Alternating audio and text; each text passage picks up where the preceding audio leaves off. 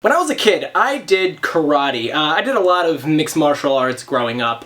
And to go up one of my belts, I had to break a plank of wood in half at one point. And before that day, I always imagined breaking wood like some impossible Bruce Lee type shit that was just never, like, it was just fiction to me. I would just think to myself, I can't do that, that's impossible. But my instructor made me get up to the front of my class and at least attempt at breaking a piece of wood. So I'm staring at this plank that's right in front of me, and I had no faith, no confidence in me whatsoever. And just to paint like a better picture, I was like 10 years old at the time. So I start clenching my fists and I'm just staring at this board and trying to focus. And I was nervous because I had all of this pressure on me. But I didn't really have a choice. I knew I had to do this, so I cocked my arm back and I just swing at it as hard as I can. But about a millisecond before I made contact with the board, I lost concentration. All these things went through my mind, like what would happen if I didn't break the board? What if I hurt my hand? I would be so embarrassed in front of everyone in my class. And then when I made contact with the board, that is exactly what happened. I hit my hand on the board, it didn't break, my hand killed, I was embarrassed, it sucked. I ended up sitting back down, I was like ashamed, I felt like a failure pretty much. But that's one of the things that I've always really loved about like fighting and like mixed martial arts, that kind of stuff. Because when you lose, you can't blame anyone but yourself. It's not like football or baseball or basketball where if you lose it's a team effort and you lost as a team. So I sat down, I felt like crap, and I just watched everyone else go up and they were breaking the board left and right. I was the only person in the class who didn't break the board. Which you would think I would feel like even worse about myself if I'm watching everyone like succeed at something I failed at.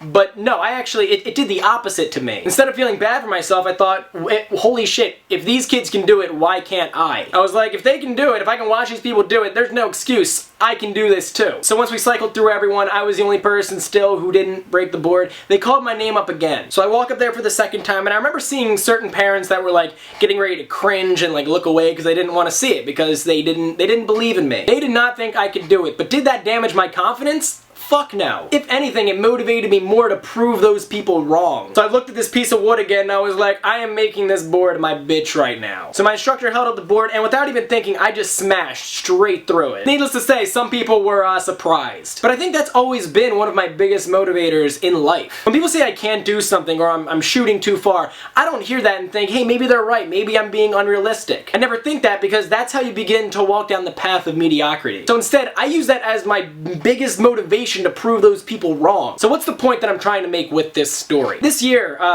it just in every aspect has probably been one of the best years of my life. I've been starting more new projects and I've started becoming more successful than I even ever predicted. Like I set a bar for myself and over the course of this year I have destroyed that bar that I set. And that's something that I am damn proud of. But recently everything has just seemed to be going downhill. I'm not gonna get into details, but it's like, it's not just one thing that's like kind of been a bummer. It's like a dozen things all at the same time. It's like I was at my highest point and now I am at my lowest point. And I'm not looking for sympathy. I don't want sympathy. I don't need it. I just know I was laying in bed the other day and I was thinking about everything that's happened over the past year or so. And I started questioning a lot of life choices that I've been making. And I started wondering whether or not I'm actually going to be successful or if I'm a failure that's blinded by my ego. Everyone wants to think that they're the exception and 99% of the time they're not. And now I'm just wondering if I really am the 1% or if I've just been lying to myself. It's like so many things have been going wrong all at the same time. I'm wondering, is it even possible for me to turn this around? That's what I was asking myself, and to be completely honest,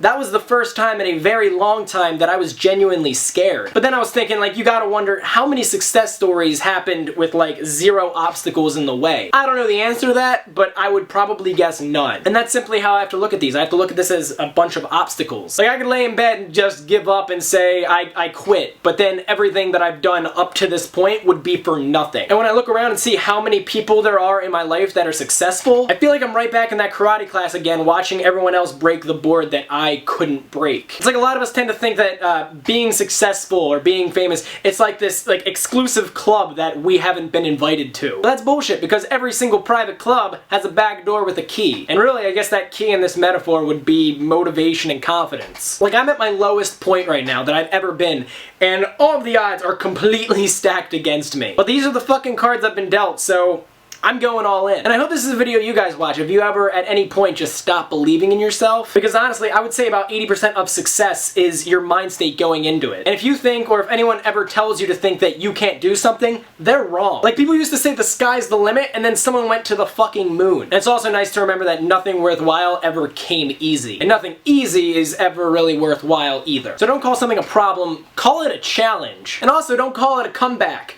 because I've been here for fucking years. But anyways, guys, that's really all I've got to say on it. If you could do anything with your life, what would it be? Leave your answers in the comment section down below. But guys, I hope you liked this video. If you did, give it a thumbs up down below as well. If you missed my last video where I talk about my view on women's makeup and, you know, self-esteem and that kind of stuff, you can check that video out right there. And guys, I will see you next Monday.